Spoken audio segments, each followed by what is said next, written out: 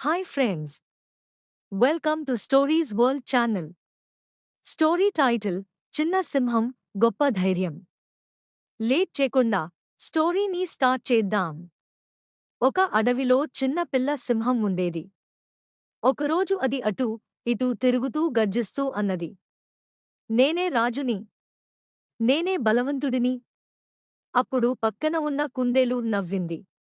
ను రాజా, ను చిన్నవాడివే కదా అంటూ అహంకారంగా చూసింది. కొన్ని రోజులు తరువాత ఓ పెద్ద గుర్రం బావిలో పడిపోయింది. అక్కడున్న జంతువులంతా చూసి భయపడ్డారు.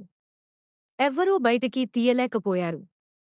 అప్పుడే అక్కడికి పిల్ల సింహం వచ్చింది. దానికేమీ తెలియకపోయినా గట్టిగా గర్జించింది.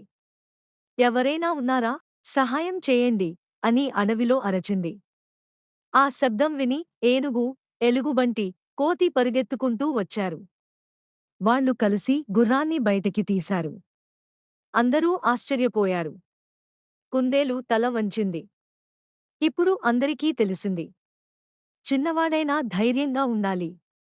ఈ కథ ద్వారా తెలుసుకునే నీతి, ధైర్యానికి వయసుతో సంబంధం లేదు.